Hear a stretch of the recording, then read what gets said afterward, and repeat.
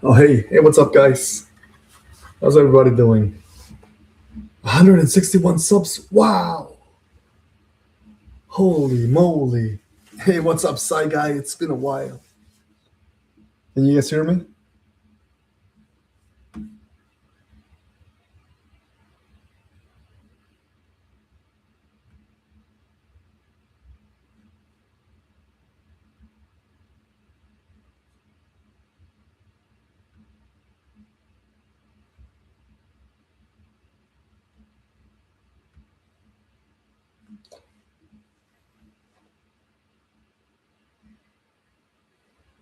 Let's go.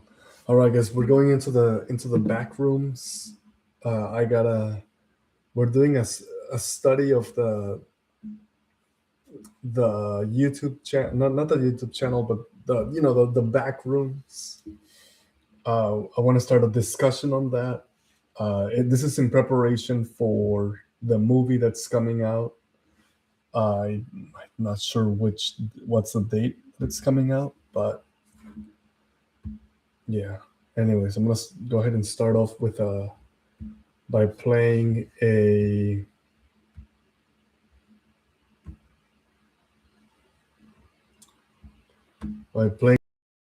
of the Backrooms. I believe it's this one right here.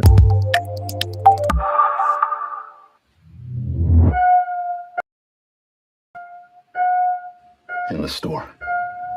Okay. What did you find? The place.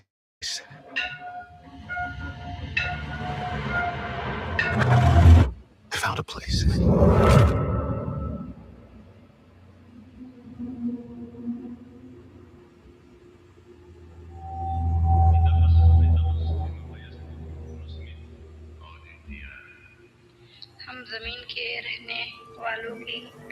Hello?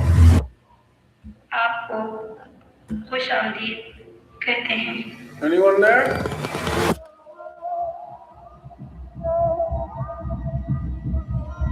Look, I know how this sounds, but you gotta understand, it's massive in there. How's the sound? I'm not saying I don't believe you. Okay, I'm gonna come back here with proof. All right, you feel me? Yeah. Follow my lead. Clark, what is this? That's what I'm trying to figure out. I've been here every night since I found the place, and I still barely scratched the surface. All right, just take it slow.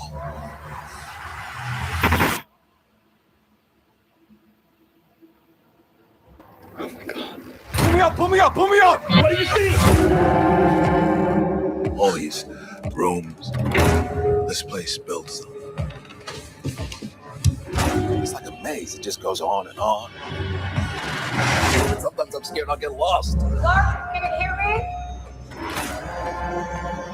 I don't understand. What is this?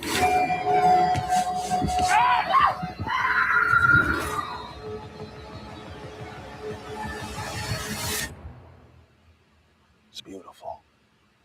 Am I right? Hello?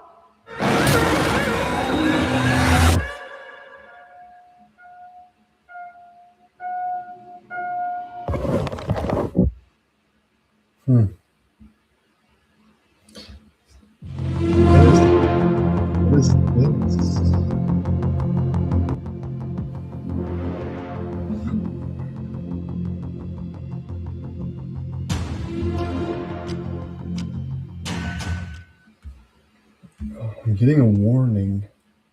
Heads up, we detected video in your stream belonging to someone else. There's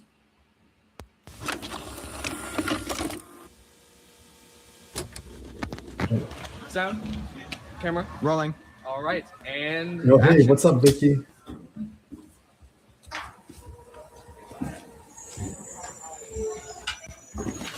All right, cut. That was good. That was good, guys. All right, that was good. I'm thinking we get a wide angle, and then we're done. Okay? All right. Yeah, cool. Like how much further? Like A little more. A little more. you got? Yeah. Yeah.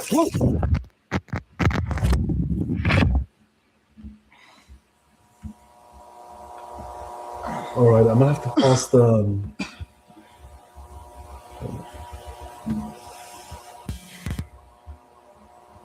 Hello?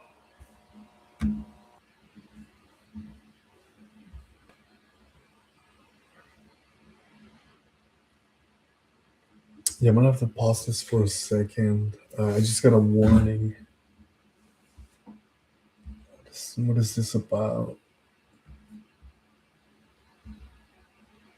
Avoid restrictions on YouTube live streaming. No, before you live stream, you need to meet our age restriction guidelines. Mobile live streaming requirements. Your channel's live streaming ability may be temporarily or permanently turned off for various reasons. If your account has been restricted from live streaming, you're prohibited from using another channel to live stream on YouTube. This restriction applies for as long as it remains active in your account. Wait, what? May be temporarily permanently turned off for various reasons if your account has been restricted from live streaming, from using another channel to live stream on YouTube. This restriction applies as long as it remains active. Your account violation of this restriction is considered age restriction, live streaming within adult press. Terms of service, what is this? Okay.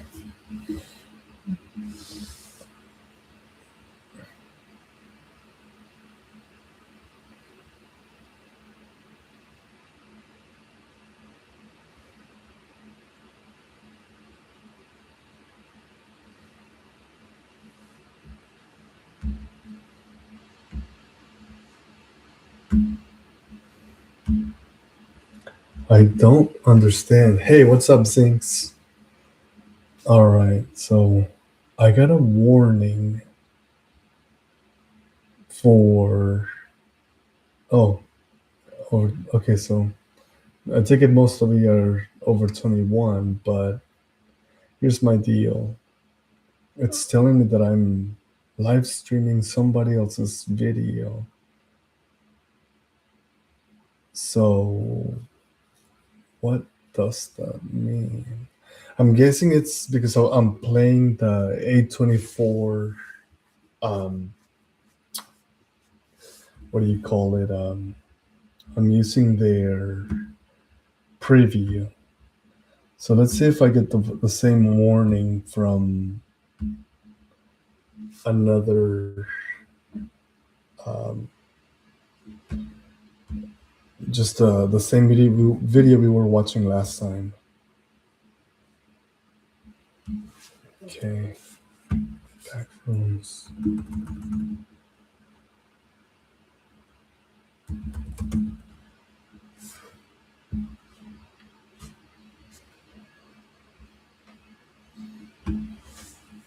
Okay, Async is trying to get government backing, which we learned of if you watch the third test video. Hey, Async is located in California.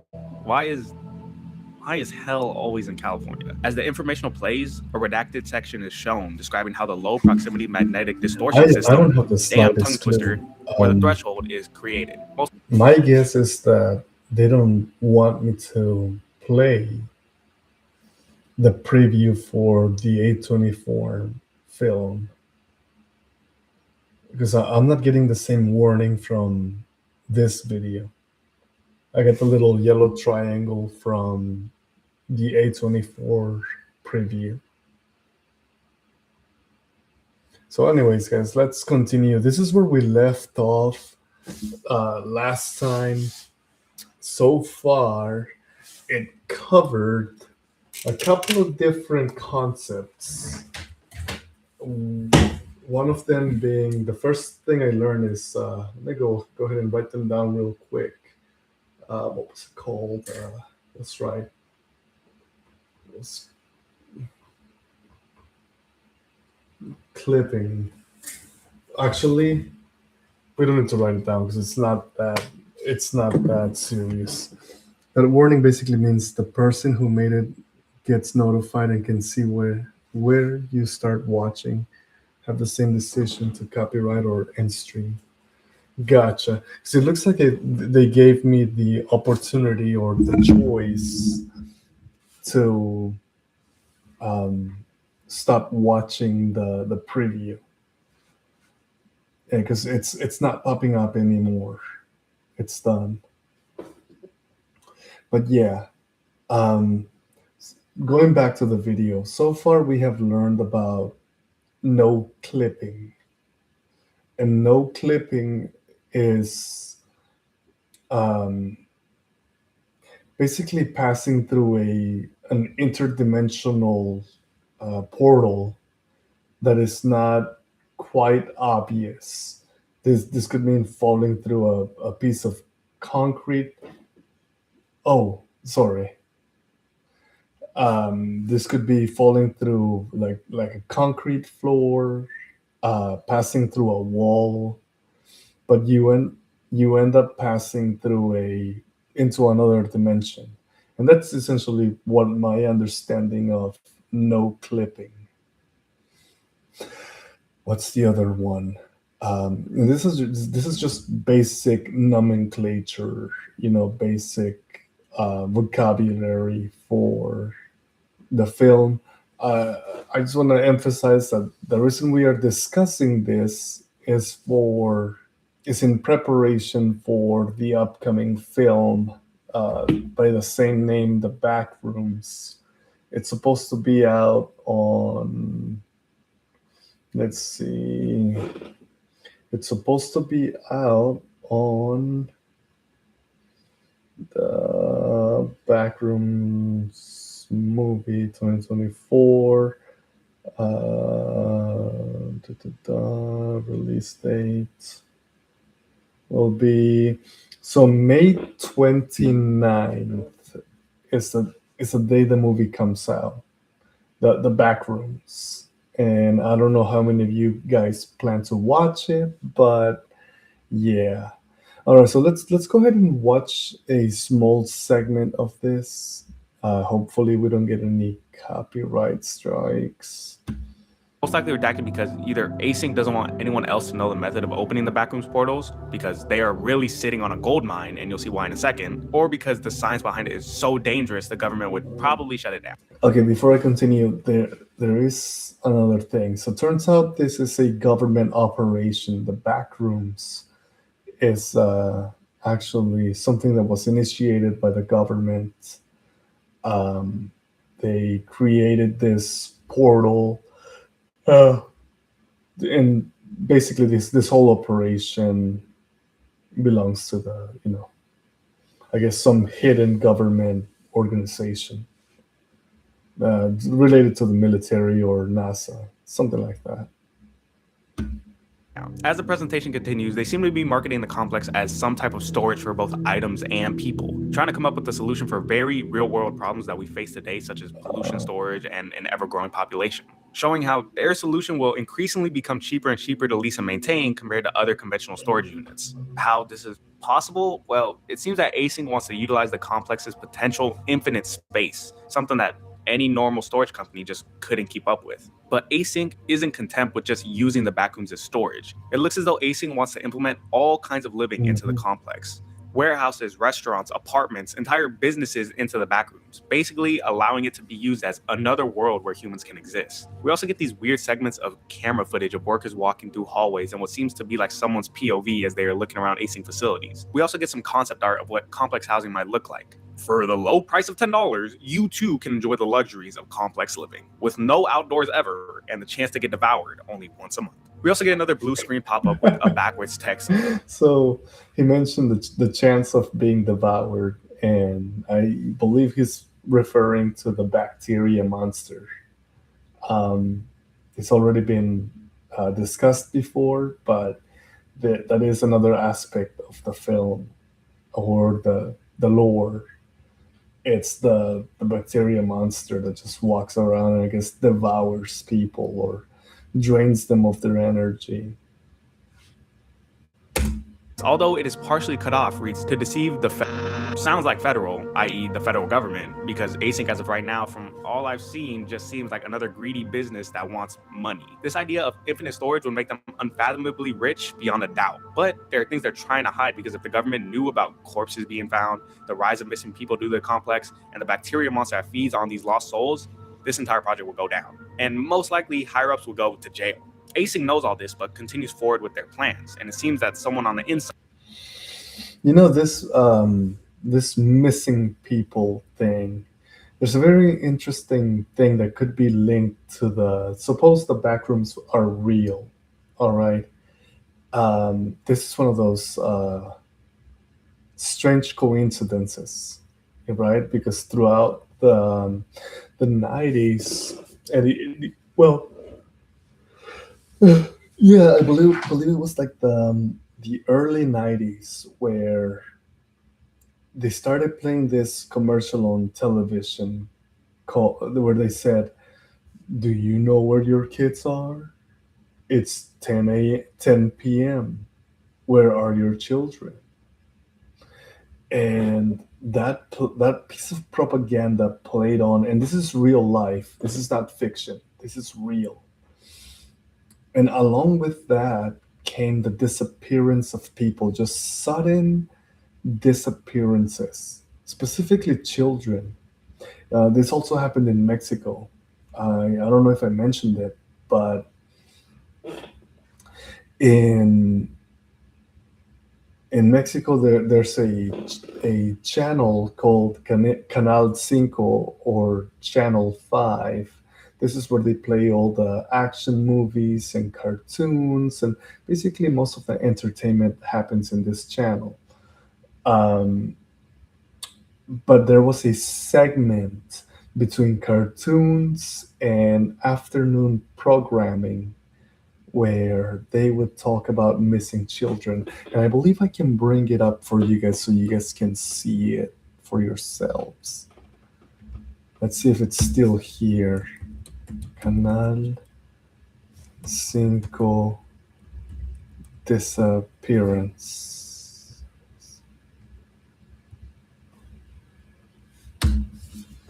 All right, so Channel 5, this is in Mexico, all right? Hopefully there's audio or subtitles. If not, I will explain.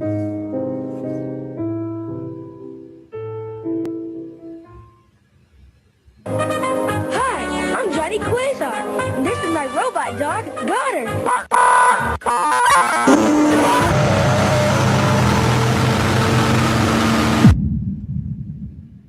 What incarnation? Canal 5, or Channel 5, is a Mexican television station that's been running since the 50s. The station's target audience is mainly aimed at children, I don't know. broadcasting shows bought from Cartoon Network and Nickelodeon. Despite this station being one aimed toward a younger audience, they have been making some disturbing social media posts that have gone unexplained. On the official Channel 5 Twitter page, their posts are all ordinary, except for when the late hours of the night roll around, typically around 3 o'clock in the morning. They will post unnerving videos only to remove them before dawn. Can you guys hear the audio? Many of the witnesses of these videos have been able to grab recordings of them before they were we're gonna removed. go into the backrooms in a little. Here are a few. That's right. Just we're taking a little detour.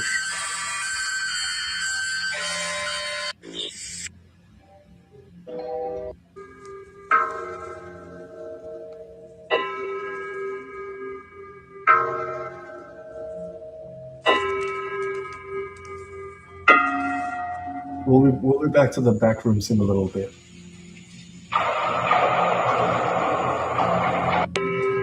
Since this began, the Mexican media has been all over this, trying to figure out what is going on. Mexican news site Infobay Mexico contacted one of the collaborators of Channel 5, who claimed they didn't know anything about this. The rabbit hole seems to go deeper than just a few unsettling videos, however. In one of these Twitter posts, the video is accompanied by the text, Selena. Oh, Jesus. I hope this is not what I think it is.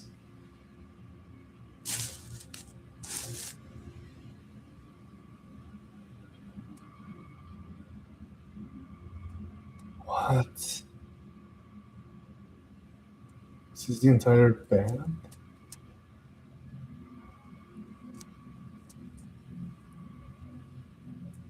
Many people believe that Selena is a reference to a disturbing broadcast on Channel 5 that occurred 20 years ago. Pedimos ayuda para localizar a Víctor Gama Tavera, de 20 años de edad. In the earlier days of Channel 5, between... Here we go, guys. So this is the portion I wanted to tell you, and this is like what I'm linking to the back rooms, okay? This is the portion I wanted to tell you about. Al servicio de la comunidad, which means service to the community. So basically, people in like the early 90s used to go missing out of nowhere. They would just disappear. And we only heard about them on like television. Like such and such disappeared on blah, blah, blah, on whatever date, 1980 something or 1990, whatever it was always some kind of disappearance. Hold on, I'm getting a little scared. I'm gonna go check that I locked my doors. I'll be right back.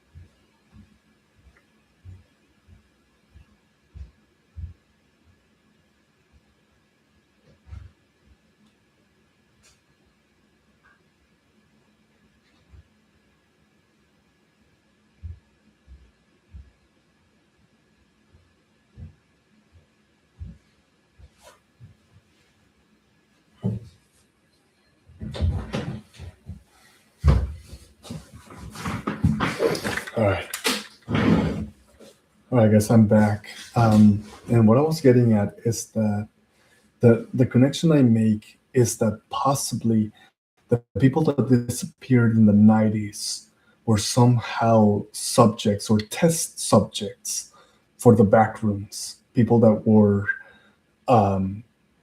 used to see if people could actually survive, no clipping into the back rooms, and they used people with no families, somebody that if you took them out there, no one would miss them. All right, so that's the whole idea. And check this out. Theories about Selena.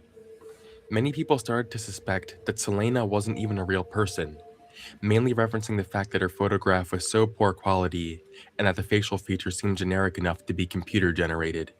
This, accompanied with the fact that no one could find any public record of Selena Delgado Lopez, quickly turned this into a well-known Mexican urban legend.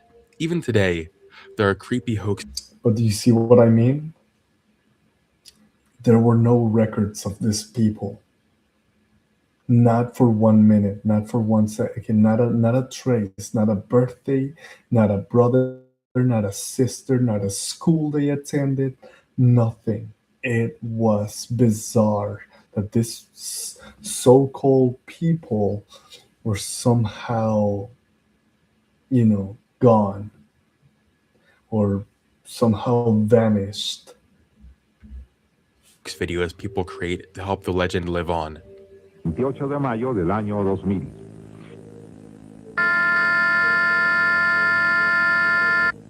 Cualquier información, favor de comunicarse a los teléfonos del canal. I'm still not sure why Selena was the image in this broadcast that started up an urban legend, and not any of the other poor quality faces included in the broadcast, like Pamela Martinez or Manuel Rosas. Regardless, you can see how Channel 5 referencing this legend in their creepy posts brought even more attention. Now, one thing I want to point out that I'm sure you've already noticed is that these disconcerting videos that Channel 5 is posting weren't actually made by Channel 5, but are actually just re-uploads of weird videos that have been on the internet for a while now. The most obvious of which is this one. Time for lunch, munch, munch. Time for a munch, crunch, crunch. Munch, munch, crunch, crunch. Munchy, munchy, crunchy, crunchy. You know. Anyways, you guys get the idea. So let's return to the previous video. Async is trying to get government backing, which we learned of if you watched the third test video. Hey, Async is located in California. Why is hell always in California? As the informational plays, a redacted section is shown describing how the low proximity magnetic distortion system, damn tongue twister, or the threshold is created. Most likely redacted because either Async doesn't want anyone else to know the method of opening the Backrooms portals because they are really sitting on a gold mine, and you'll see why in a second. Or it got to me. I'm like, okay, I can't. There has to be a threshold, right? We can't just. It's still a family-friendly show. Yeah, the doors are locked. I checked, but yeah, there has to be some kind of threshold, right? I have to be mindful of what I broadcast in my channel. or because the science behind it is so dangerous, the government would probably shut it down. As the presentation continues, they seem to be marketing the complex as some type of storage for both items and people, trying to come up with a solution for very real-world problems that we face today, such as pollution storage and an ever-growing population, showing how their solution will increasingly become cheaper and cheaper to lease and maintain compared to other conventional storage units. How this is possible? Well, it seems that Async wants to utilize the complex's potential infinite space, something that any normal storage company just couldn't keep up with. But Async isn't content with just using the Backrooms as storage. It looks as though Async wants to implement all kinds of living into the complex. Warehouses, restaurants, apartments, entire businesses into the Backrooms, basically allowing it to be used as another world where humans can exist. We also get these weird segments of camera footage. Come to think of it, this would be kind of like living inside the internet, right? Because these people would not have access to the outside world. They wouldn't see the sun.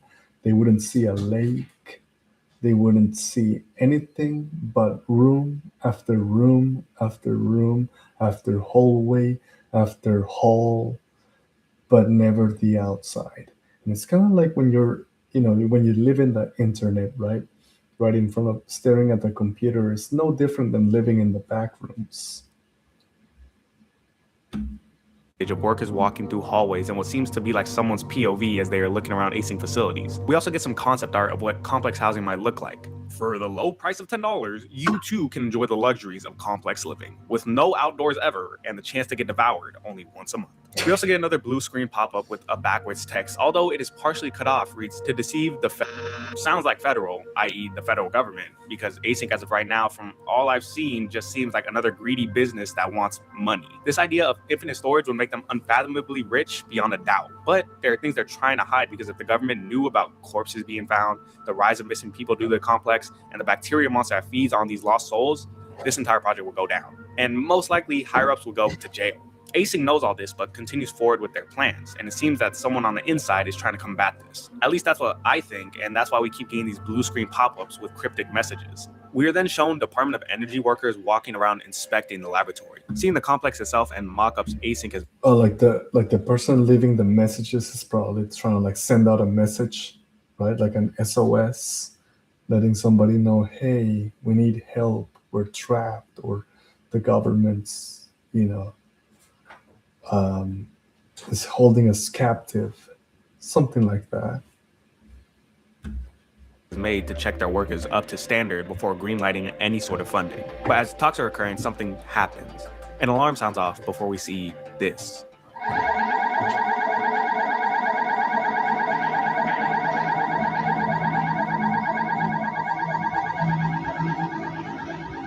The lost researcher in informational video is shown. So it's true that he did in fact get pushed into the future by the complex to a later time. What does this mean for async and their funding is something we are left not knowing at this time. There's something else that's been bugging me too. During the presentation graphics, remember when we were shown this scene, a POV setting of someone looking around the async complex? That footage intrigues me because there doesn't seem to be a DOE tag like we see on the later film. So I'm wondering, could this be something else entirely? A worker here clearly, as the person passing by, doesn't question why they are there, but then why would they be filming around the complex? Could this be the person who's writing all these cryptic texts? Well, all these questions are gonna have to wait because async is gonna take a backseat for a little as we move on to the next video in the series, Found Footage 2. Opening up to a woman finding a square spot in her garage that, unbeknownst to her, is actually a null zone into the complex. A null zone? I'm guessing. One second.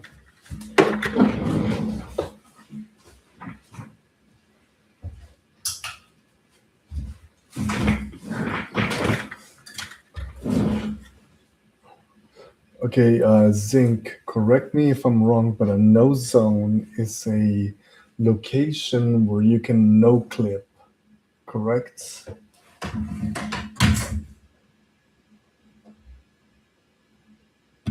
Testing it out by passing wood chips and a baseball that fall through the ground as if there's no floor. We can even see her sticking an entire ruler in there, but this seems to cause the null zone to expand and she falls through. I feel it's like vibrating.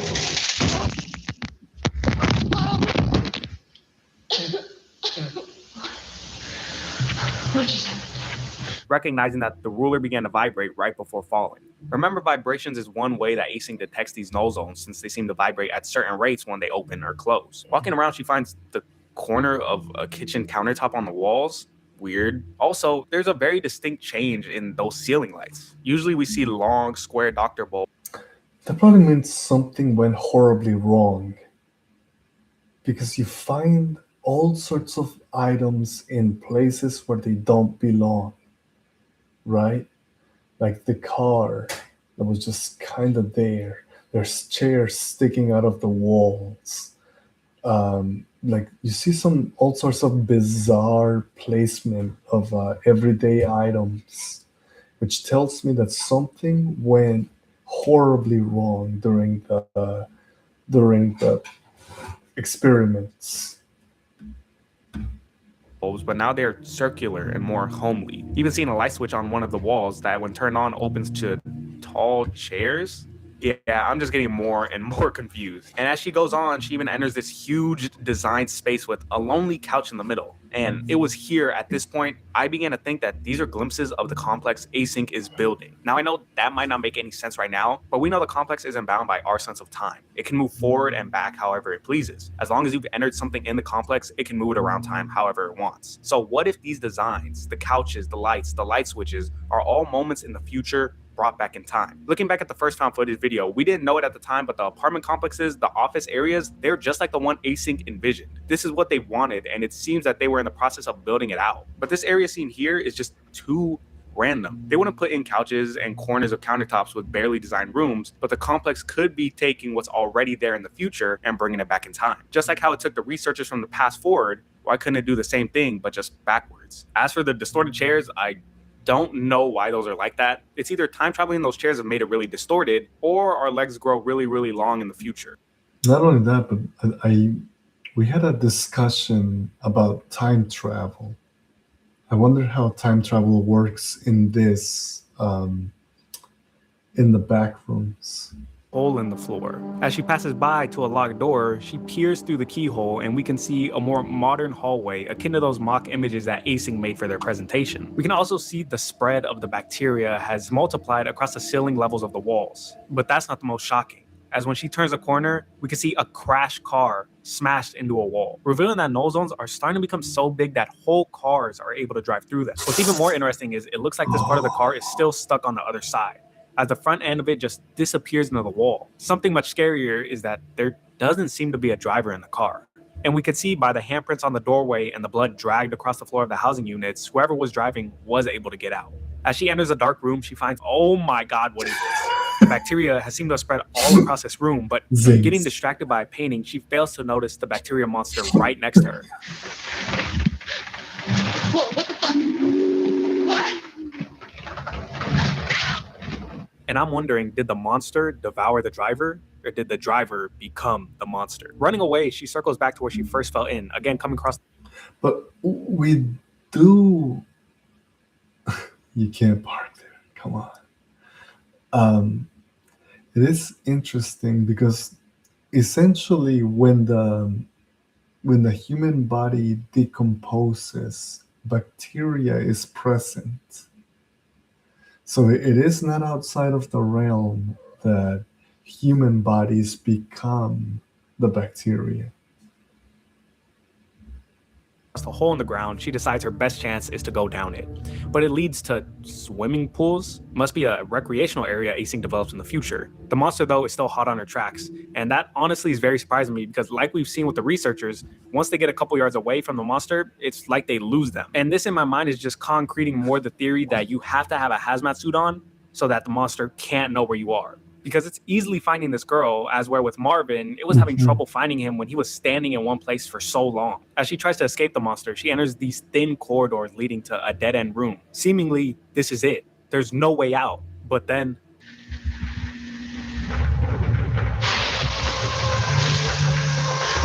What on what dimension? A portal. There had to be a portal. No kidding.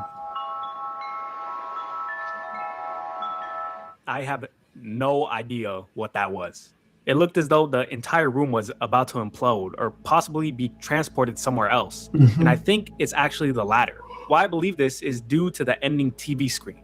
Because to see this footage playing means that the camera must have gotten out. And by byproduct, her as well. At least I hope so. Oh, so there's a good chance that she was actually teleported out of the backrooms at this moment. To where I have no clue, but hopefully somewhere safe. To me, found footage 2 seems to focus a lot more on those green lit rooms. We see them all over as she's running and especially at the end. And as the series goes on, green lighting becomes a much bigger part in the story. So just keep that in the back of your mind for now. As we move on to the next video, I remember, I think for the first time in the series, a video actually doesn't have a correlated date with it. But I think this is done on purpose because this one in particular isn't like any of the other videos in the series.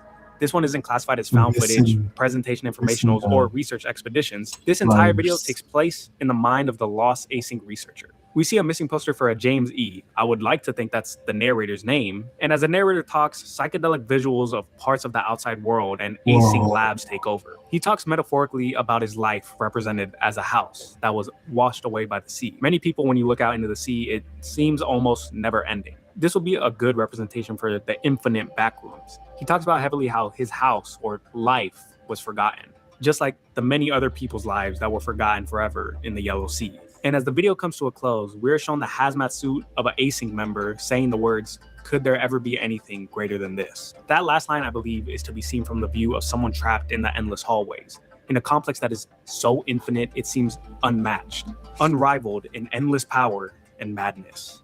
Could there ever be anything greater than this? The whole poem really seems to hint at the feeling of insanity that sets in while in the complex, being forgotten by a world that no longer exists to you as this place becomes your home. And it seems easy to lose that old life from your thoughts, and the complex reminds you of that.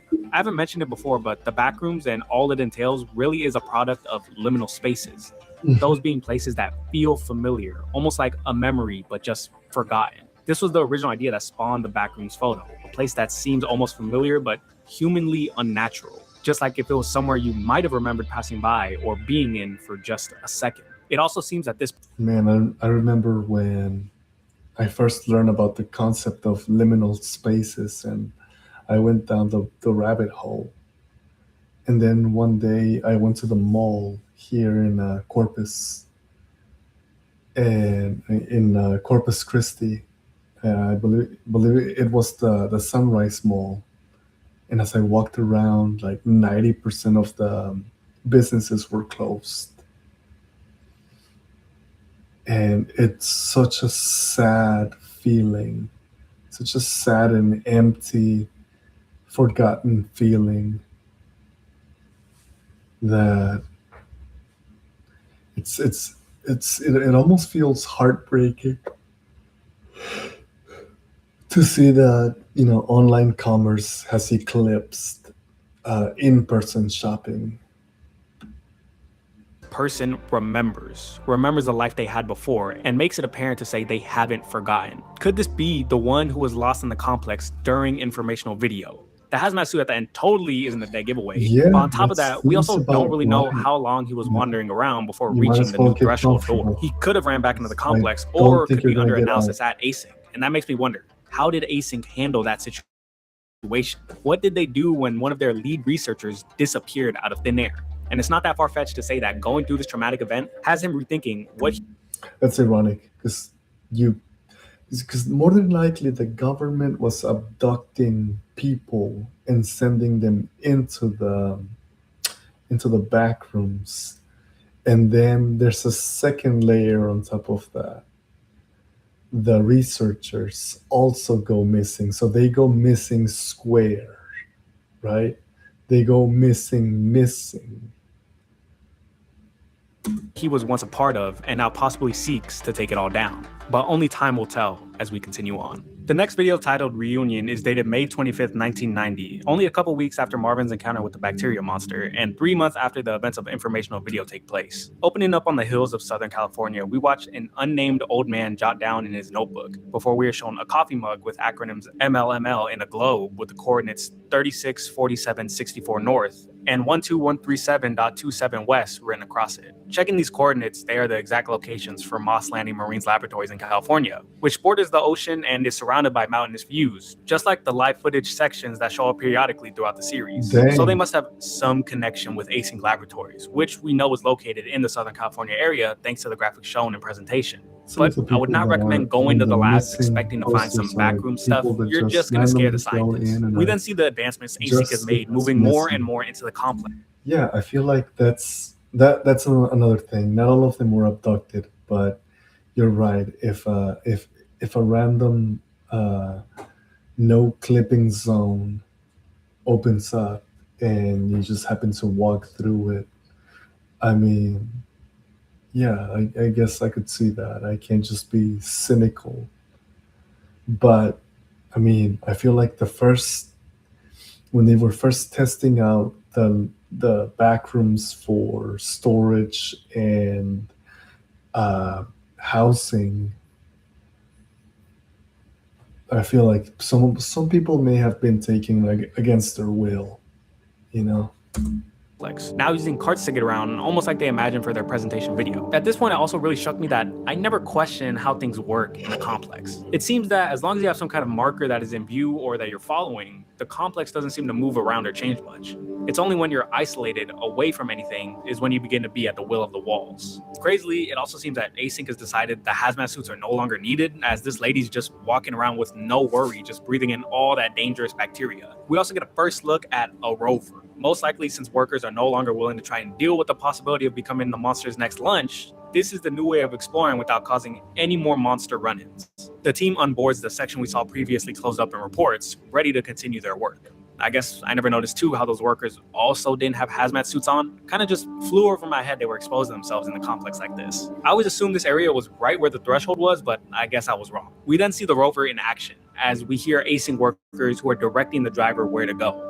It seems even though this is much deeper than the scientists are at, they seem to know the layouts of further parts of the complex still very well. As they are conducting their search, the researchers also seem to be talking about someone else to each other. Is that really what he said? I don't think he has a full understanding of the situation. Oh, I thought he knows either, but I think that matters.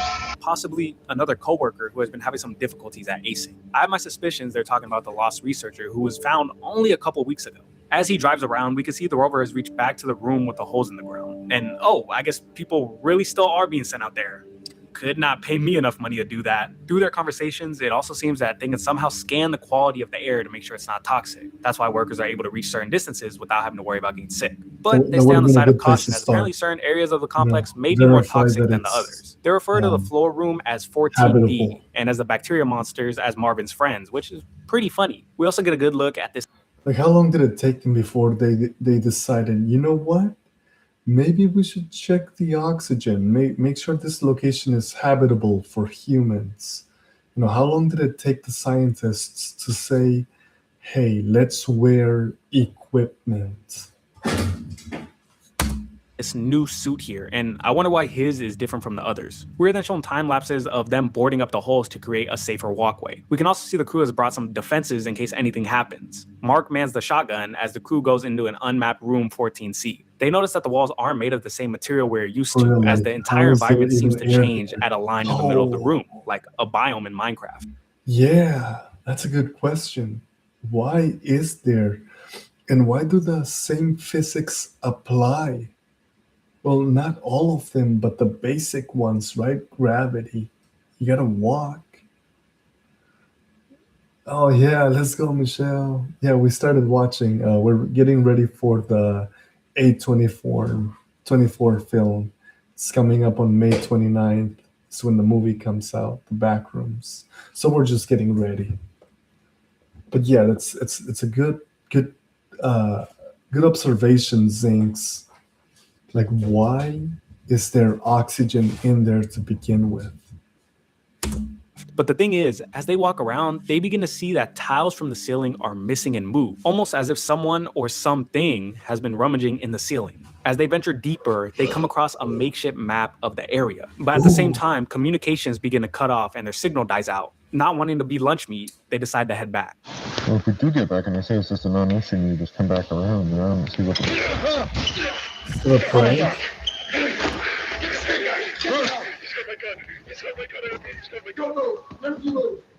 Okay. They're attacked by a man wrestling the gun away from Mark. And even though I thought it was a prank. I thought one of them punched the other. Oh, that's wild. Let's go back and see that again.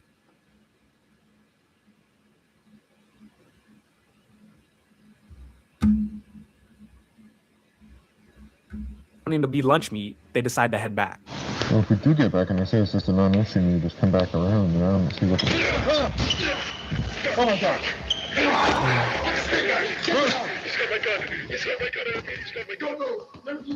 They say he's got my gun. They're attacked by a man wrestling the gun away from Mark. And even though the viewer at this point really shouldn't have any idea who this is, Marvin seems to recognize him. I don't know. Peter? Oh shit. Marv? Mm-hmm. Marvin? Yes, it's me. Is it really you? It's me. It's me. How? It's been months. We thought you... And as they talk, it seems to be the same missing async researcher from before. But wasn't he found when he went into the new threshold area in presentation? Maybe my theory of him running out could be correct. He might have just got too shocked and escaped back into the complex. Wait, did you see that? They were right next to each other. One of them gets knocked down, and as they get up, they have a quick discussion where one says, "Is that really you? It's been months." That was seconds. One of them fell and then got up within seconds. But why is he in regular clothes? And as they continue, so many questions begin to pop through my mind. He begins to rant about how Async has covered up his disappearance and faked his death. They took my life from me, Marv. Everyone thinks I'm fucking dead. My wife and children think I'm dead. Can you please put down the gun? Marvin pleads to him, but as this happens, Mark seems to get signal back to Async and starts to call for backup. So left with no choice, a decision is made. Are being held at gunpoint by a hostile. I repeat, stop. Don't shoot him. Armed support to Stop. 13C. Don't. Sorry.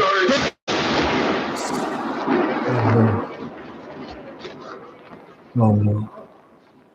The mysterious man escapes, but not before telling Marvin to let the people know that he is alive, as we zoom in on the horrifying picture of Mark's shot body. Things just got 10 times more interesting. I have so many more questions now than I did at the beginning of the series. And that's just a testament to Kane's ability to have such a multi-layered story. The way he presents everything, it seems that all this was thought out of since the earliest video, possibly before the series even began. And some of the titles of upcoming videos leads me to believe that this isn't the last time we're going to hear about this guy. But before we get into that, we have to look at another short video titled Overflow. Again, another video without a date. An unknown narrator talks about the United States' progress of recouping Lend-Lease debt from Russia and once again opening commerce between the two powerhouses. We're narrowing our differences, which purchase kit which have kept us from settling our Lend-Lease debt for 25 years. Russia apparently taking the deal if they get some bank import credits, which I have no idea what that is. Before a flash of light is shown, followed by a warning light indicator showing some kind of overload taking place in the machine. We then pan onto a board with paper. But this was well after the Cold War. How? I'm confused on the timeline.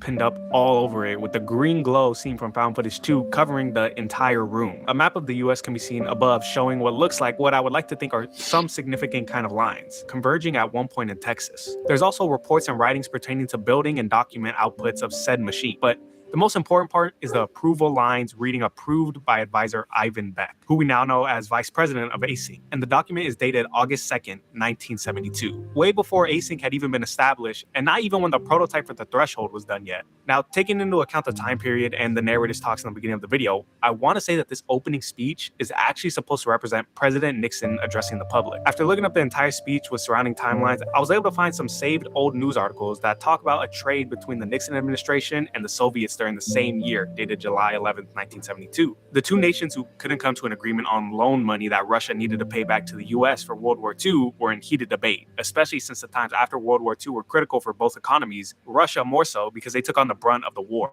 And wouldn't you know it, the Soviets talk about wanting bank import credits, which when I looked it up is just low tariffs and import taxes on goods from the US. So this is telling us a couple of things. I guess First off, Ivan Beck was somehow involved in some kind of situation with the US government during the Russian. I am trying to stay awake, and I'm trying to understand as much as I can. Somehow the Cold War got involved. I mean, how far back is this going? Russian trade plan in 1972. What exactly that is, I don't know, but it seems to be what could have set up everything that is currently happening in motion. Or possibly with a hint of green lights glowing all over the room, we're dealing with some kind of time travel. Could somebody have been sent back to 1972? Or possibly some kind of experiment led to some kind of time travel happening with the green glow? Man, this just added a whole nother layer to the series. Because what has Ivan Beck been doing before Async Labs? What landed him that vice president position? And why is he so important to the story? He clearly has history here, but we just can't figure it out yet. At least I can't. If you guys have some theories on it, I would love to hear it in the comments, but let's just remember him for now because there's clearly more than meets the eye. But for now, we're back to what I teased earlier, damage control. The second to last video posted at the time of recording, and this one explains a lot. Dated one day after the encounter with the mysterious man in the complex, we listen back to the tape of Mark and his communications with the Async Labs as he is held at gunpoint. We need immediate armed support in room 14C. My team now being held at gunpoint by a hostile. I repeat, please send immediate armed support to room 14C. And then ensuing insanity that then occurs. As it seems like the man, now we know is named Peter, infiltrates back into Async Labs through the threshold, threatening everyone. Luckily, no more harm is done, but it seems he is able to escape. I mean, no one's gonna attack a man with a shotgun. We see him continue to run around the complex past hallways and workers before what seems like security finally enters, now chasing him down. Before it's too late, he is able to exit through a freight elevator. With this entire situation taking place, Async higher-ups decide it's best to keep everyone overnight. I don't know who would agree to that, but we listen in on what they tell the workers through their intercoms. What happened last night should not have happened. Not here, not with us. What occurred was a gross misunderstanding that was the result of some severe information mismanagement. We learned that Async was hiding a lot of what was going on with the bacteria monster and the real threats that the complex poses to people that are working around it every day.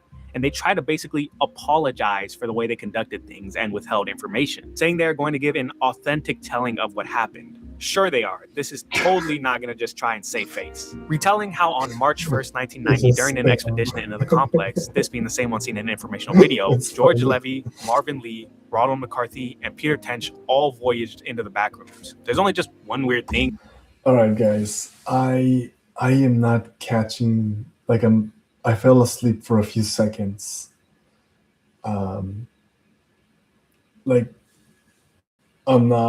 My brain's not recording any of the information. I'm not putting it in my brain. So looks like I'm gonna have to cut the live stream short, but we'll start again tomorrow, okay? And moving forward, we'll do this format until we complete the video, and then we'll switch to the other format, the vertical format, live streaming. All right. But for now, guys, thank you for joining me. And if you know what, it's just us. It's just us. I'm not gonna say like the video. I already know you like it because you're here, and I like you guys. Honestly, you guys are always supporting my stuff, supporting my live streams. Truly appreciate it. All right, so all right, Zinks, my guy, Michelle, if you're still here, and Vicky. I guess I'll see you guys again tomorrow. All right. Okay.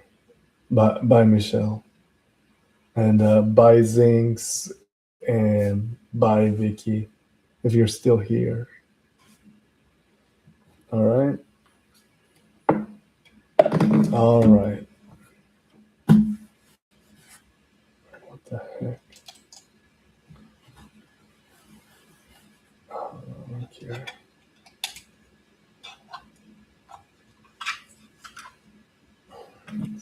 Yeah, see you in the next one, bud. And thank you guys. Thank you for being here. Really appreciate it. For sure.